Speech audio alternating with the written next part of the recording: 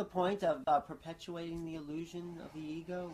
Why are we doing that? The ego wants to perpetuate it because it believes that it has a personal existence which it wants to protect. It's kind of like if you undo the ego, this is death to the ego, and the ego senses it on some level. So what you got to do is just kind of like undo it gradually.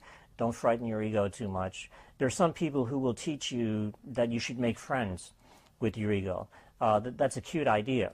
The only problem is the ego is not interested in being your friend. In fact, the ego wants to kill you. But when you say you should make friends with your ego, if there's only really the illusion of that, the ego, and then there's the Holy Spirit, who is the you that's going to try to make friends? Isn't it another aspect of the ego that's trying to make friends with its own ego? Well, look at it this way. Yes.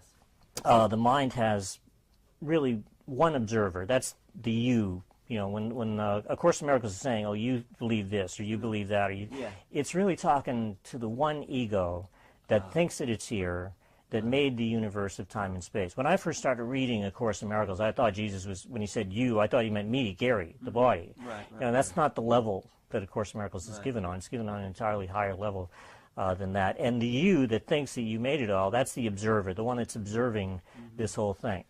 Now, you could also think of the mind as having two more parts.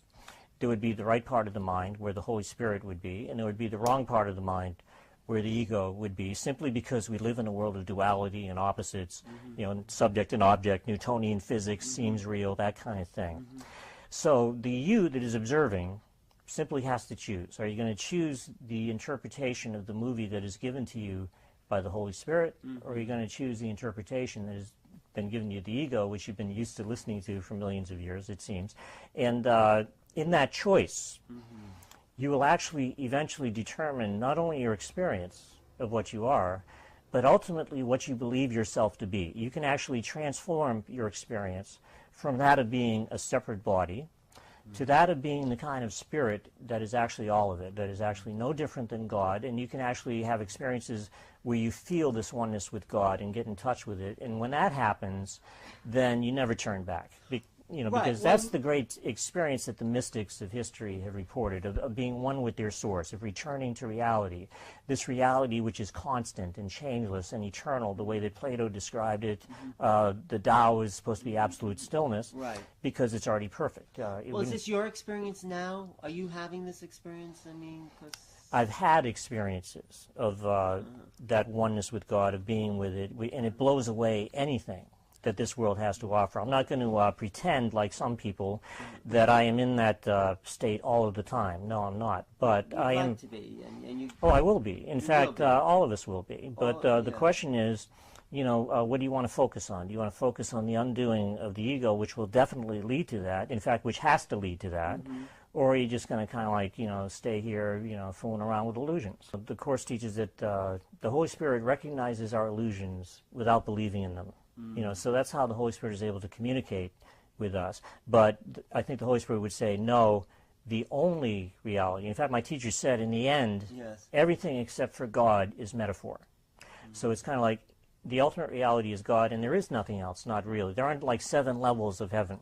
There's really just one perfect oneness, you know, with God. That's why the Tao was absolute stillness. You know, that's why Plato said that reality was changeless and eternal, because it doesn't have to evolve. It's already perfect.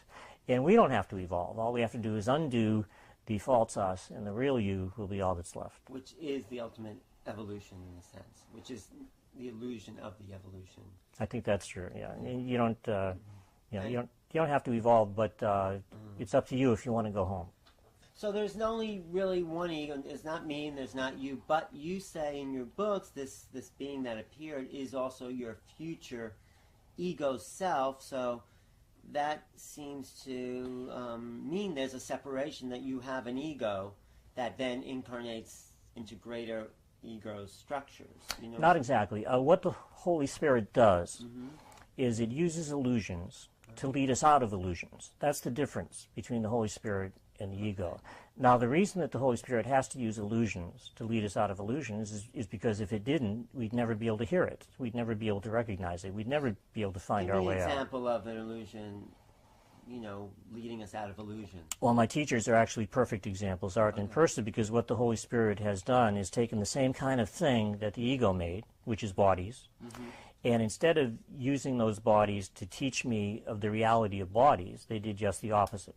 They used those bodies to teach me of the unreality of bodies. The point wasn't that they were trying to make themselves real. The point was that they were trying to make me understand that none of it is real, and that even my own body, it's no more miraculous, for them to be appearing here than it is for me to be appearing here. And just as miraculous as well, right, in that sense. If you want to think about it that way. But what they're saying is, what really matters is what you use, what you appear to have for. Are you going to use the mind to make it real and stay here, or are you going to use the mind to forgive everything because you've decided that you want to go home? And once again, I'm not saying that everybody's ready to go home, but I'm saying that if they are, then this is an accelerated way of undoing the ego. It's not the only way. What is the accelerated way?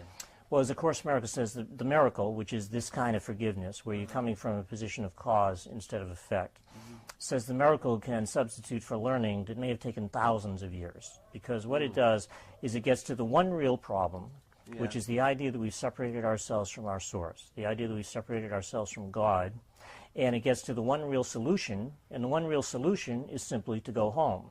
And how do we go home? by undoing the ego. And how do we do that? Through forgiveness.